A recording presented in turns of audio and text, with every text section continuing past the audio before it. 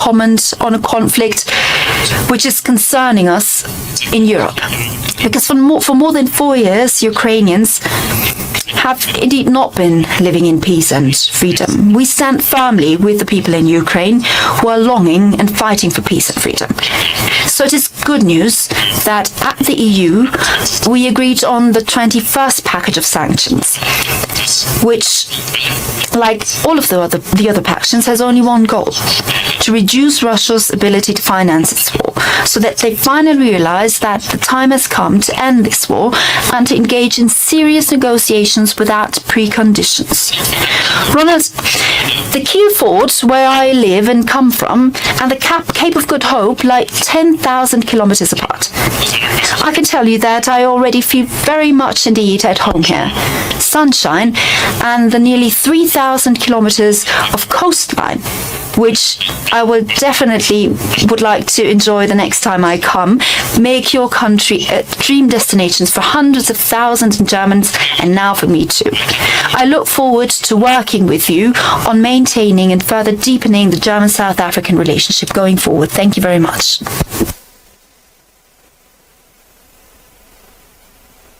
Dankeschön, Minister. That's the little German that I know. May I please then invite members of the media to then ask questions.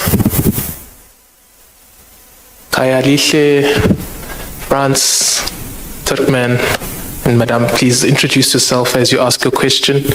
Ladies first. Ja, Dörte Färber vom ZDF. Dörte Färber, ZDF Television. Minister Wadephul, you stressed that South Africa at the G20 is indispensable, an indispensable partner, you said. You said the voice will be missed. In what form will you advocate for this voice to be heard in Florida at the end of the year? And regarding to Mr. Lamola, what do you expect of Germany in this regard?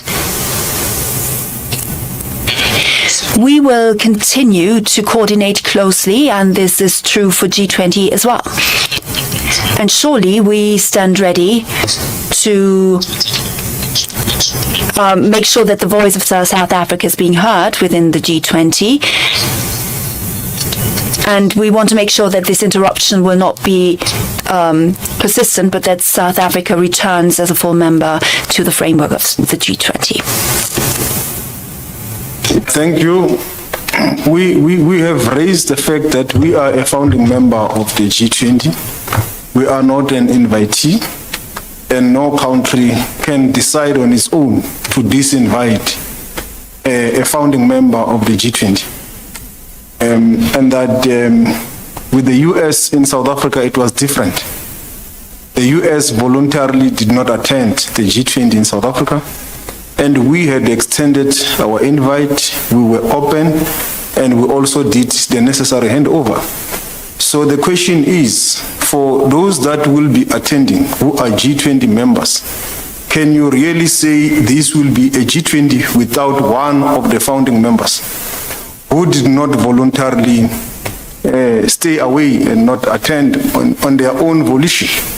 South Africa remains available to attend the G20.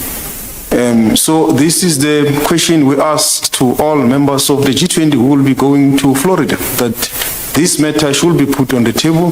There must be a discussion. What nature of the forum will it be without one of the founding members who did not voluntarily not attend? Thank you.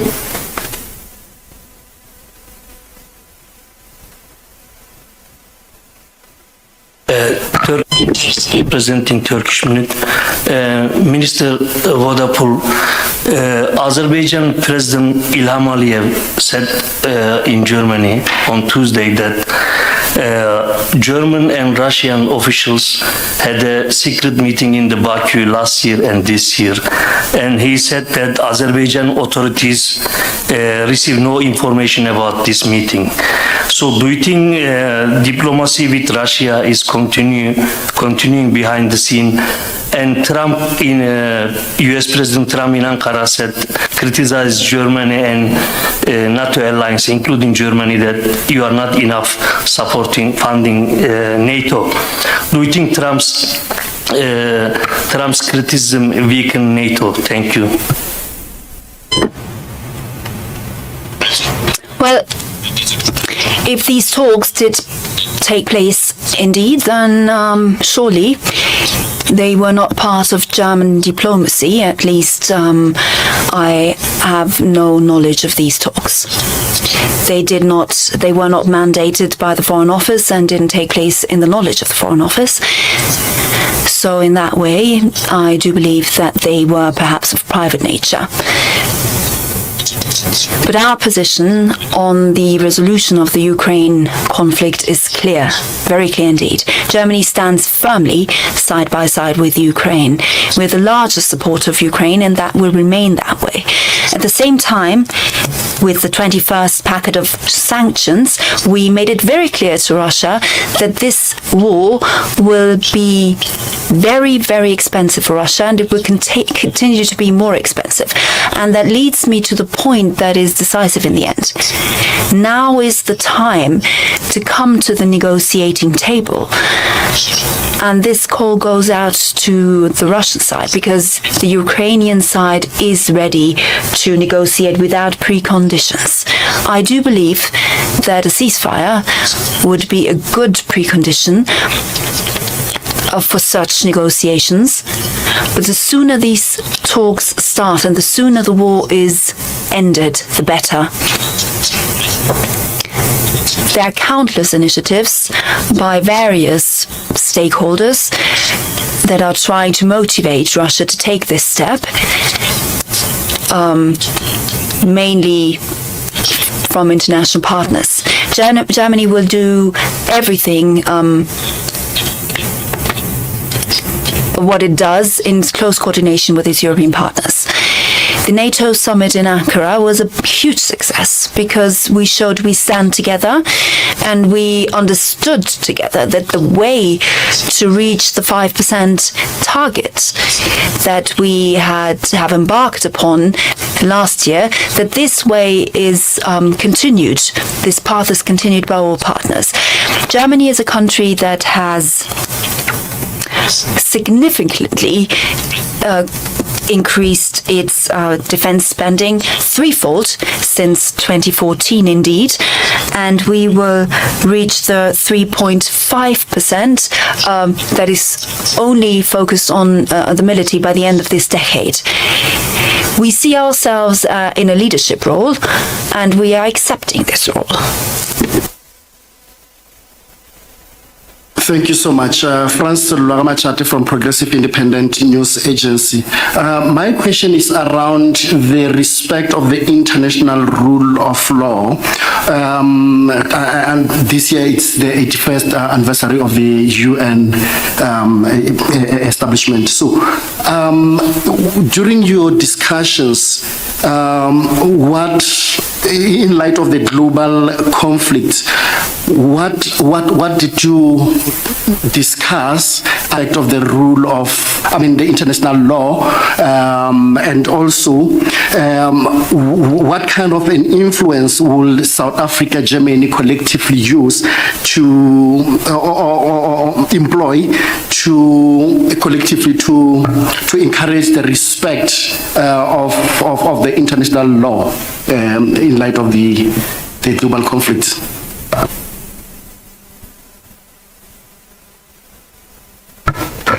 Thank you very much. Indeed, this was one of the subject of robust engagement.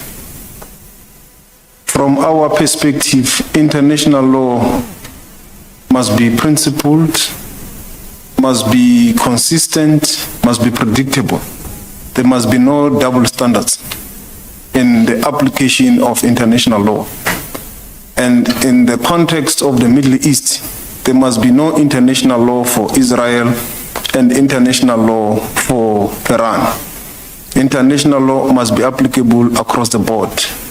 And in this regard, we were very clear that we have had a number of provisional orders that continues to be ignored by the State of Israel. And with regards to the Iran, the US and Israel-led war against Iran, that our view is very clear that this was an unnecessary war, could have been avoided, and that it happened just on the eve of the parties at an advanced stage of negotiations with regards to the nuclear issues, and they could have reached some form of agreement. And the fact that it happened like this impacted the confidence amongst the parties, and again now there is a risk of further escalation of the conflict, which is also informed by the mistrust with regards to the ceasefire agreement. And as South Africa, we call for the return to the negotiation table, for durable peace, for peace that is sustainable, that can go beyond the stage where it is now, where the world can experience peace, because it is in the interest of the international community that there is a resolution to this conflict, given its impact to the energy crisis, to the fertilizer, including the issues of freedom of navigation in the Strait of Hormuz. So there should be no one who is not held accountable to the same standards in terms of international law in the Middle East. All parties should be treated equally, fairly, and in line with the international law. And we also raised a similar issue with regards to Ukraine and Russia, that it should be, the resolution of the conflict should be anchored on international law, the respect of the sovereign integrity of all countries, which includes Ukraine. And we stated that our president has engaged both parties, President Putin and President Zelensky, with an aim of them arriving to a long-lasting solution.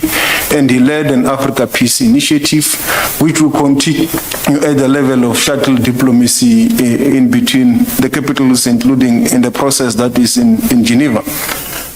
So this to us remains a very important also for the parties to return to the negotiation table to engage. And we are pleased that in the last engagement between our president and President Zelensky, he had agreed that he is ready to go back to the negotiation table with no conditions, except that he still stated that he will want the negotiations to happen at a neutral venue, which I think it's a fair request. So these are issues that continue for us to respect. And within the context of the African continent, it is also important for us, this matter, because within the African continent, the first resolution of our founding organization, the Organization of African Unity, the OAU first, was the issue of respect for colonial borders. That this is an important law in the African continent, and we want to keep it that way, because it's also in line with the principles of the UN. Thank you very much. Yes, we agree fully. There mustn't be double standards. And of course, international jurisdiction has to decide what is just and what isn't. And of course, individuals as states have to adhere to this. So we are fully aligned here in different contexts, but what is clear is that Germany and Israel are close friends and partners, and we expect Israel to adhere to its obligations under international law, but Israel also has the right to defend itself. For instance, against the attacks that are initiated and controlled by Iran, the terrorist organization Hezbollah, initiated from Lebanon. Of course, these actions of defense have to be adequate, and we are talking about this with our Israeli friends. But to us, it is of the utmost importance that Israel has the right to defend itself.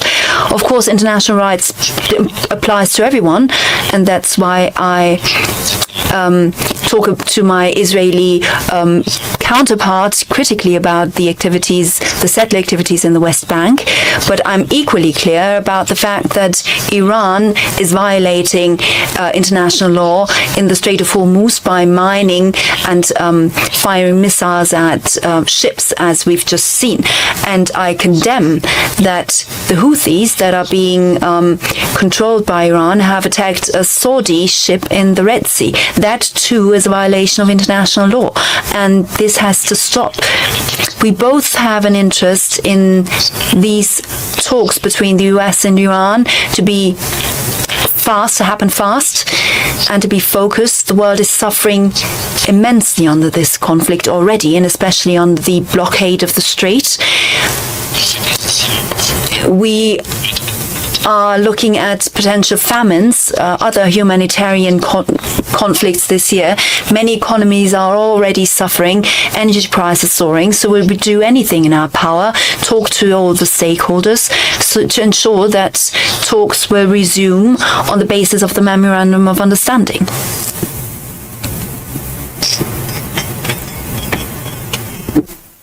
It's one of the point of disagreement on the interpretation of international law that we have had.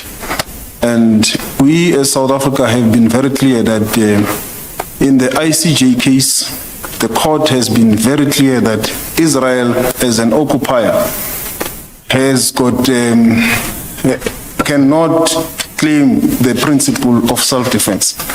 While we condemn the actions of the 7th of October, which is condemnable, but as an occupier, they have got a far bigger responsibility. And this principle applies across the Middle East. So and it's international law. So that is the point of this fair, where we agree that on this we are agreeing to disagree. We have also stated with our German partners that we have also raised the issue with Iran that even during the conflict, while we respect that they didn't provoke the conflict, they were provoked. It was a unilateral attack, but they have got their right of self-defense is also protected under international law only if there is evidence. The situation which happened that has now moved beyond where it has gone across the region in the Middle East, where sometimes the attacks were not informed by self-defense and by any evidence. And we raise it with our counterparts on the margins of the BRICS summit, that you lose your right and protection under international law, particularly where there is no evidence. And these were raised with Iran. Thank you. Good day, it's Nkosinathi Shazi from Power FM News. I just have one question for the German Foreign Minister. Last month in June, Germany lost out a temporary seat at the United Nations Security Council at the hands of Portugal and Austria, if I'm not mistaken. And earlier at that time, you said that Germany lost out on their seats due to Berlin's somewhat affiliation with Israel. And of course, you guys have also taken a firm stance siding with Ukraine in the ongoing war in Eastern Europe. Are you still of the view that you guys lost out on a seat due to your affiliation with Israel? And because from the South African side, the South African government has been calling for reform when it comes to just some of the decisions made at the United Nations Security Council. Thank you very much. We have always said that there were manifold reasons for us to lose the candidacy, the bid. Probably one reason is that we started advocating for our bid too late. Our friends, our partners in Europe started much earlier. Austria and Portugal had announced their bids much earlier than Germany had, that they had a competitive edge over us in that regard. Surely our position in Ukraine caused us problems. We do expect that Russia approached and reached out to many states and asked not to vote for Germany. I'm not sure if they were successful in their endeavor, but it might be that we lost one or the other votes due to this. It might also be that we lost votes due to our position on Israel. But Germany is the country, and this government has to bear responsibility for the Shoah, for the Holocaust. German hands killed millions of Jews in an industrial fashion that was a historic, terrible, terrible crime. And that from this arises special responsibility of all federal governments. And this is why we might have a position that others might not share. And it could be that this position has cost us votes. But I do not believe that it came down to those votes. We will analyze it and continue to analyze it. But we will remain an active stakeholder at the United Nations, and we will recandidate in the midst of the 2030s and hope to be successful then. Hi, good afternoon to the ministers. It's Kylie Kumalo here from SABC News. I just want to get your input or two regarding a very harsh geopolitical environment in terms of trade. How is South Africa and Germany planning to navigate a very, very turbulent phase globally and just in terms of boosting of trade? And also with regards to the conflicts in sub-Saharan Africa, ministers, South Africa and Germany once again. Minister, you just spoke at VETS, and you said something quite profound about the current situation in Sudan, where you said it must be given that attention because, you know, it's a catastrophe that is unfolding. So how should Berlin and Pretoria work together in amplifying this particular cause? And just a quick one from me again with regards to migration, Minister Lamola. You just came back from Ghana, where you met with the Ghanaian authorities, talking about South Africa's perspective with regards to this issue. What do you make of this deluge of criticisms now coming from Ghana itself, you know, from the AU itself, probably from Germany, from their own experience of migration in terms of people coming in? What could be done in resolving this perennial, long-standing issue? Thank you. Thank you very much.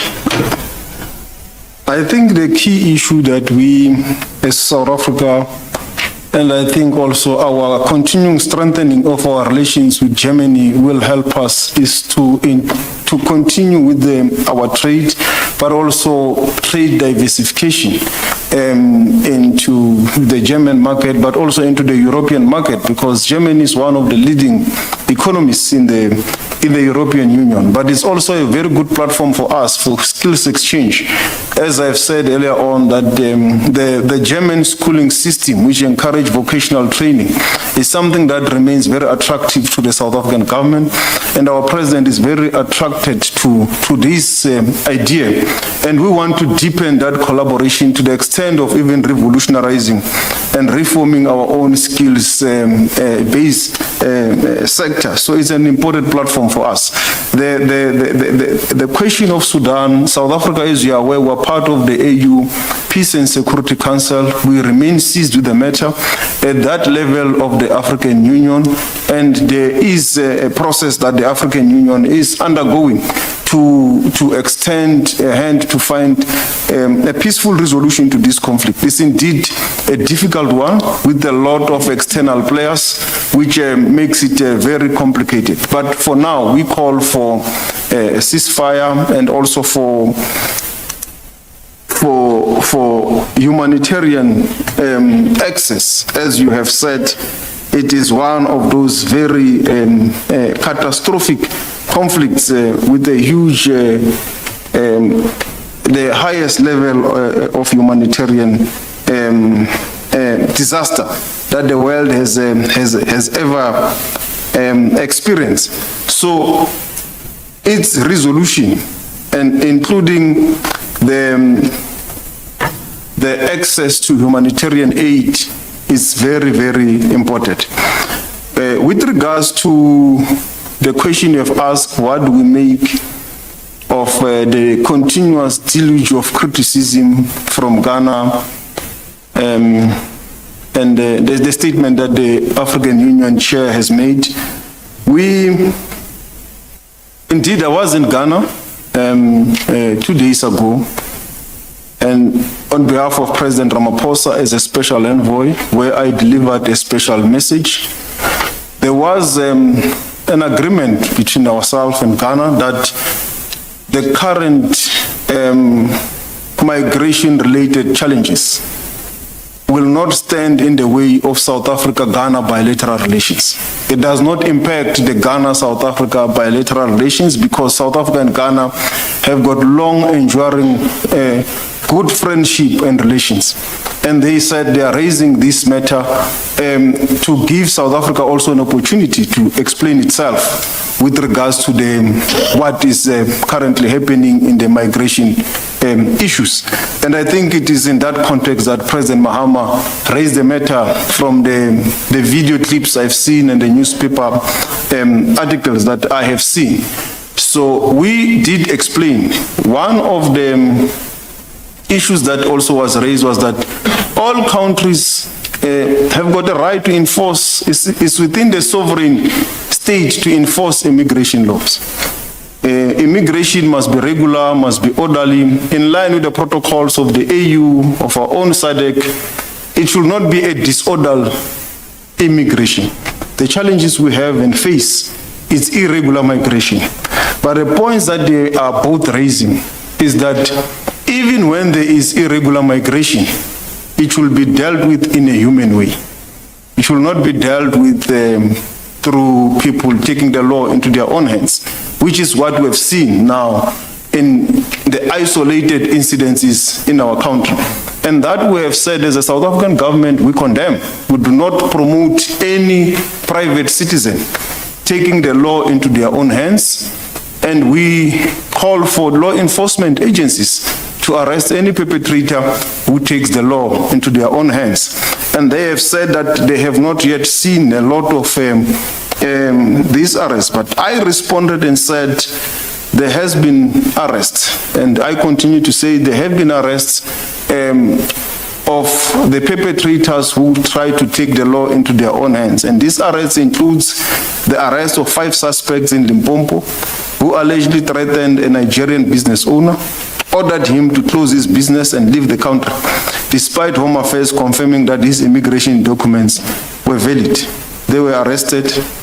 2 arrested again in Limpopo for robbing a Zimbabwean national and impersonating a Home Affairs official. Again, 69 arrested in the Eastern Cape, in Jeffreys Bay for looting 23 shops, 60 released on warning. 4 arrests in Mpumalanga, Emalahleni, following spaza shops looting. So there is action that the South African Police Service is taking against the perpetrators of self-help, taking the law into their own hands, and that the enforcement of migration and regular migration should be left to the authorities, Home Affairs, the South African Police, labor inspectors, and the immigration officers of Home Affairs, or the BMA. Thank you. Yeah. Yes, I would like to focus on saying that we too should talk about how we can strengthen cooperation on education and vocational training. I heard that there's a keen interest in South Africa to better know our educational system and to implement it here.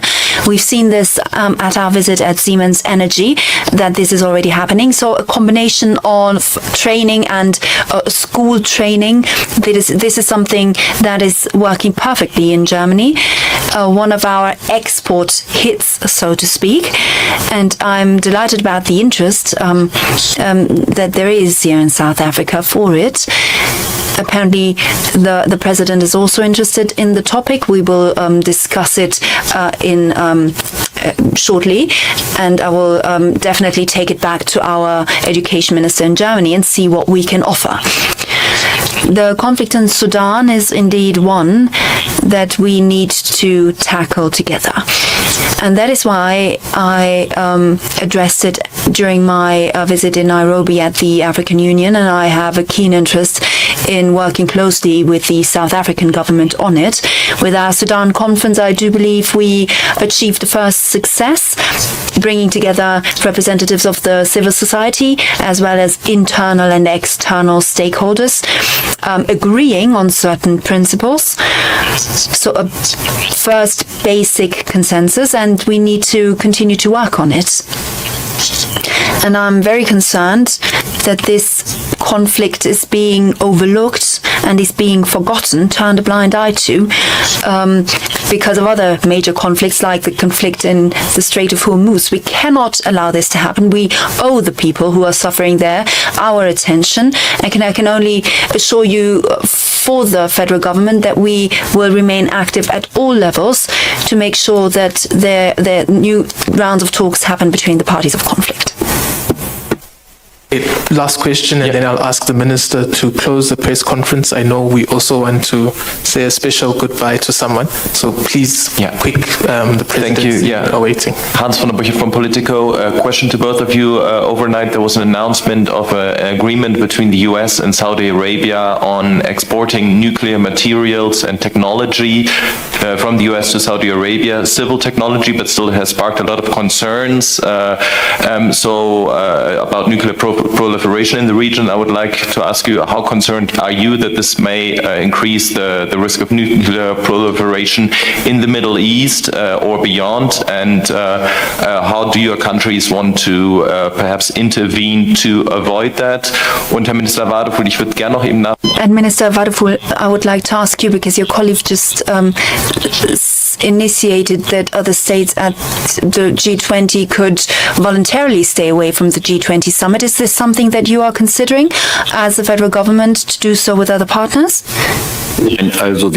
No, we will take part in the G20 summit, but we will present South African priorities there.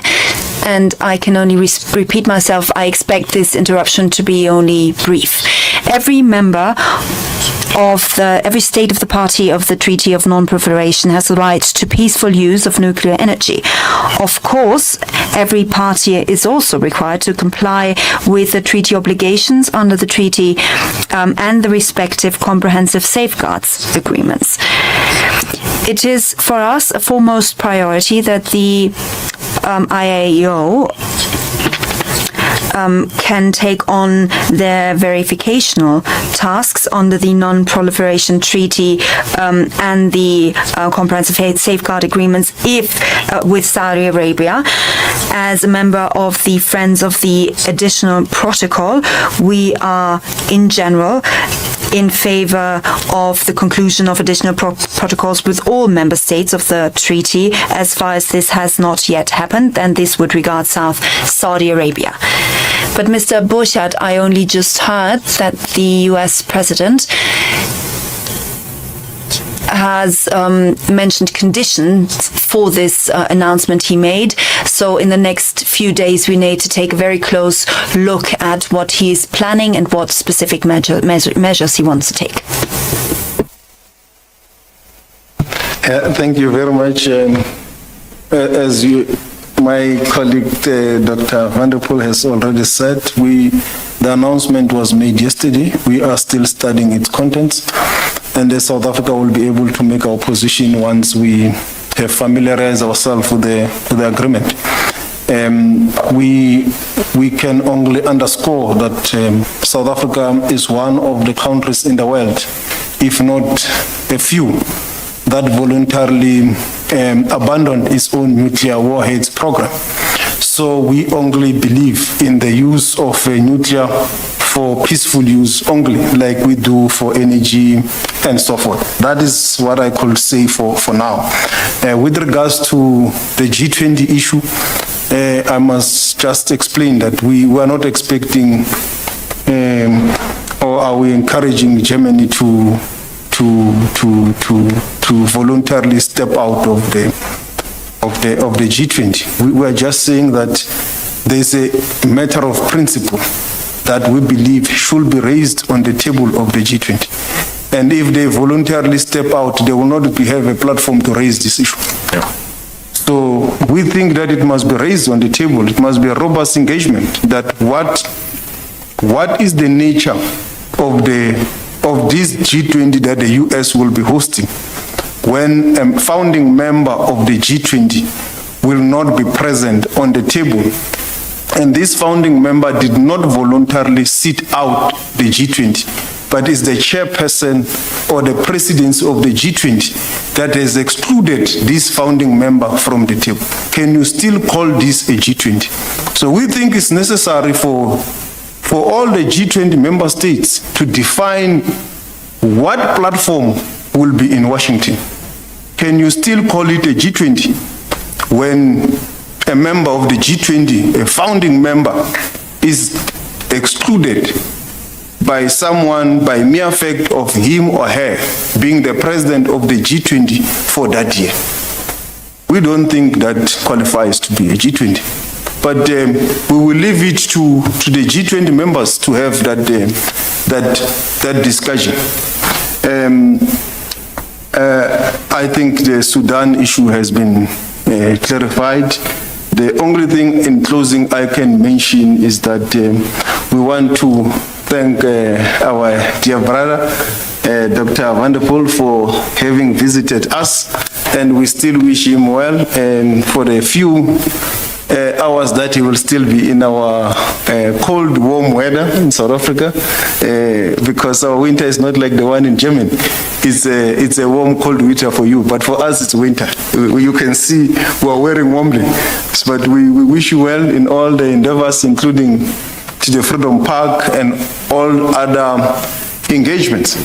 I also want to conclude by thanking Ambassador Andris Pincheskas, who is, maybe he can stand up, who is finishing his tour of duty in South Africa. He has been an incredible ambassador of Germany to South Africa, and we really want to thank him for being here. Me and him, we speak Shangaan now because he has learned most of our languages. He has ingratiated himself in the South African culture. Ambassador.